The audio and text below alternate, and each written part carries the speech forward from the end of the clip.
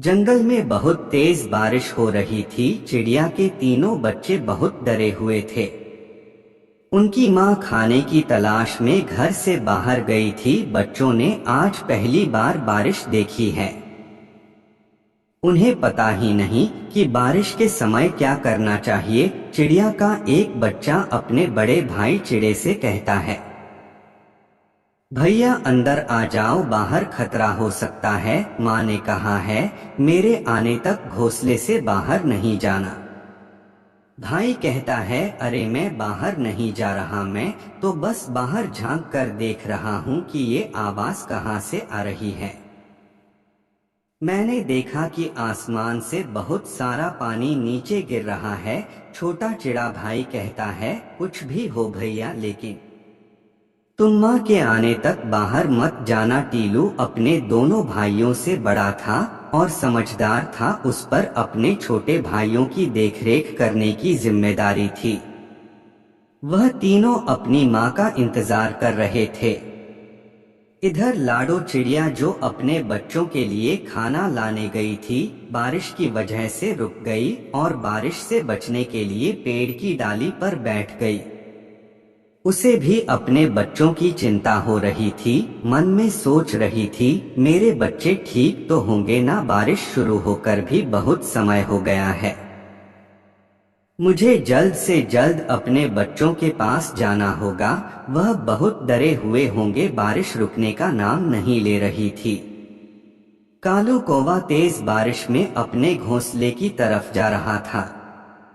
तभी अचानक उसे लाडो चिड़िया एक पेड़ पर दिखाई देती है।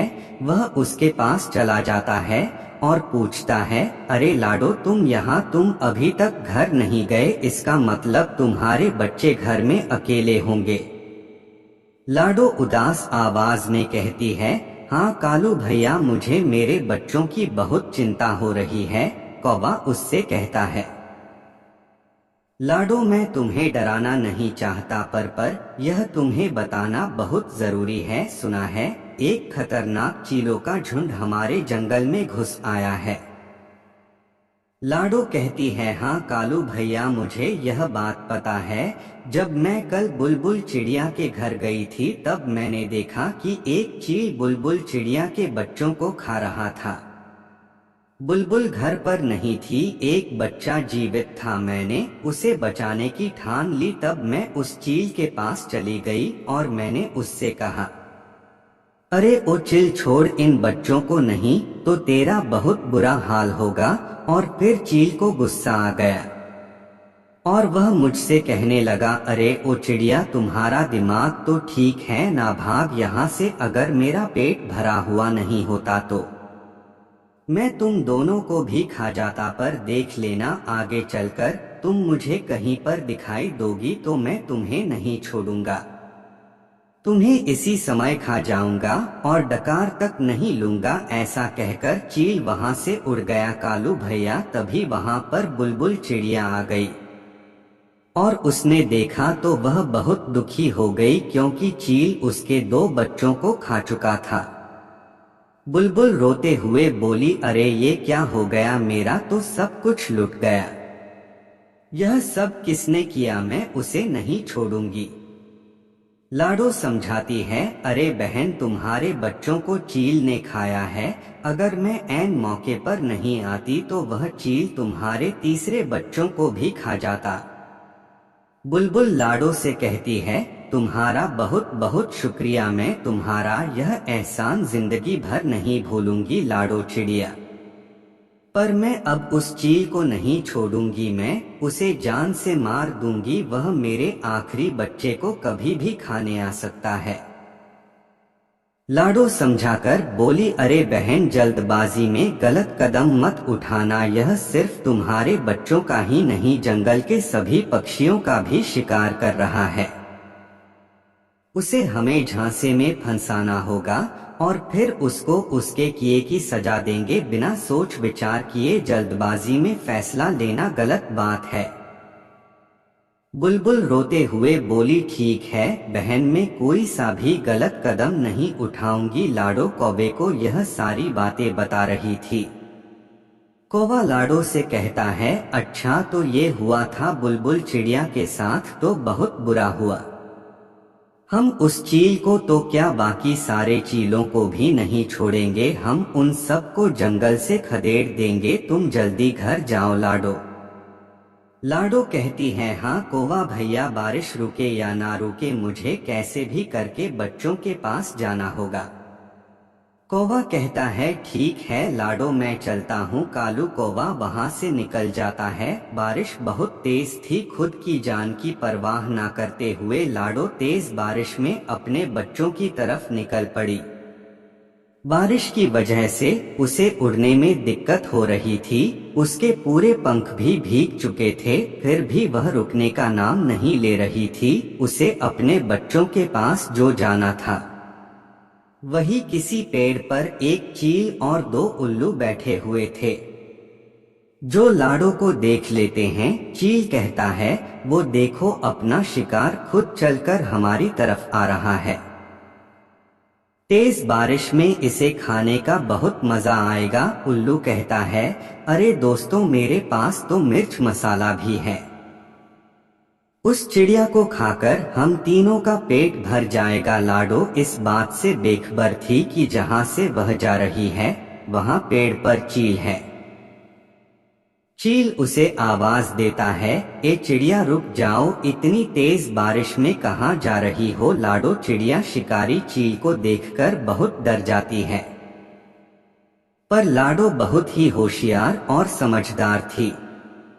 उसने चील का सामना करते हुए कहा, जी जी जी वो मैं अपने घर जा रही थी। चील कहता है, ऐसे कैसे जाओगी, अब तुम हमारे इलाके में आ चुकी हो, तुम अपने घर जाने के बजाय सीधा हमारे पेट में जाने वाली हो। उनकी यह बात सुनकर लाडो डर जाती है, उसे कुछ भी समझ नहीं आ रहा था कि वो क्या करे।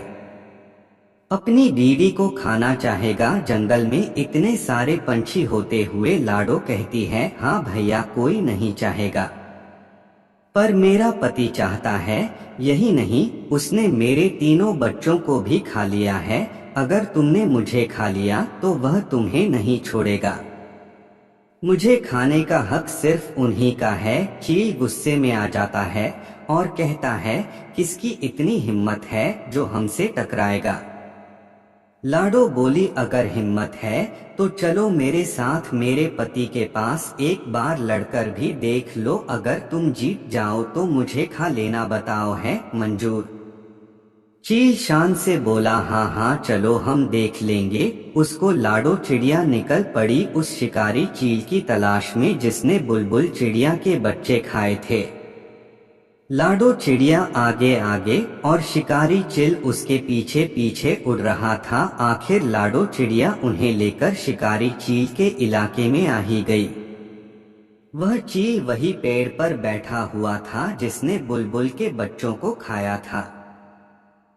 वह लाडो को अपनी तरफ आते देखता है, अरे यह चिड़िया तो मेरी तरफ ही आ रही है, कल तो यह मेरे हाथ से छूट गई थी, पर अभी मुझे बहुत भूख लगी है, मैं इसका शिकार करके इसे खाऊंगा। लाडो जिस चील को साथ लाए थे उसे कहती है, तुम यहाँ पर ही रुको, अगर उसने तुम्हें देख लिया तो वह सरपट हो जाएगा, मैं अकेले अकेले आगे जाती हूँ, जब वह मुझ पर हमला करे तो तुम जल्द से वहां पर आ जाना। लाडो चिड़िया उन्हें वहां पर छोड़कर चील के पास जाती है, फिर उसे देखकर कहता है, अरे वाह, आज शिकार खुद चलकर मेरी तरफ आ गया लगता है, आज भी पेट भर के खाना खाऊंगा। लाडो कहती है, हाँ हाँ कल भी तुमने मेरे छोटे छोटे बच्चों को खा लिया था, आज मुझे खा लो, वैसे भी मैं जिंदा रहकर क्या करूंगी, मेरा तो सब कुछ लुट गया। चील कहता है, अरे वह बच्चे तेरे नहीं, उन पर मेरा अधिकार था। शिकारी चील उन दोनों की बातें सुन रहा था, उसे लाडो की बातों पर विश्वास होने लगा था। इधर चील को लाडो की बात समझ नहीं आ रही थी, फिर भी उसने यह मौका हाथ से गंवाना नहीं चाहता। लाडो से कहता है, हाँ हाँ, जैसे मैंने बच्चों को खा लिया वैसे ही तुझे भी खाऊंगा। चिल उड़कर लाडो पर हमला करने ही वाला था, तभी तभी दूसरे शिकारी चील ने उसका रास्ता रोक लिया। चील जो लाडो के साथ आया था, वह चील दूसरे चील से कहता है, अरे तन्ने मौज ही कर दी बेटा, रुक जा जरा, वो हमरा शिकार है। दूसरा चील कहता है, अरे तुम सब कौन हो, उस पर सिर्फ मेरा अधिकार है। लाडो कहती है, देखो देखो भाइयों, यह मेरे साथ कैसा सलूक करते हैं। चील फिर कहता है, अरे बेटे तनिक रुक जा जरा, नहीं तो तने यहीं पर खदेड़ दूंगा। ऐसा कहते ही उन दोनों में लड़ाई शुरू हो गई। दोनों की लड़ाई देखकर उल्लू वहां से भाग जाते हैं। वो दोनों लड़ते लड़ते बहुत ज्यादा जख्मी हो गए और जमीन पर गिर गए। दोनों के शरीर से बहुत ज्यादा खून बह गया था। लाडो दोनों के पास जाकर बोली, क्यों कैसी रही? मैंने तुम दोनों को उल्लू बनाया, ना ही मैं उनकी बीवी हूँ और ना ही इसने मेरे बच्चों को खाया। मैंने जानबूझकर तुम दोनों में झगड़ा लगवाया था ताकि जंगल के बाकी पशु पक्षी सुरक्षित रह सके। अब समझ आया, शक्ति से हमेशा बुद्धि अच्छी होती है। घायल चील कहता है, अरे ओ चिड़िया, तने यह ठीक नहीं किया। उन दोनों चीलों में इतनी हाथापाई हो गई थी, उन्हें अपनी जान गंवानी पड़ी। लाडो खुशी से बोली, चलो इनका काम तो तमाम हो गया। अरे बाप रे, इन दोनों के चक्कर में मैं तो अपने बच्चों को भूल ही गई। लाडो चिड़िया उड़ते हुए अपने घोंसले की तरफ चल पड़ी। उसने देखा कि उसके घोंसले में पानी घुस गया था और उसके बच्चे भी नहीं दिखाई दे रहे थे। लाडो घबरा जाती है, अरे बाप रे, मेरे बच्चे कहाँ पर गए? तभी वहाँ पर कालू कौवा जाता है। कालू बोला, अरे लाडो तुम रो मत, तुम्हारे बच्चे सही सलामत है।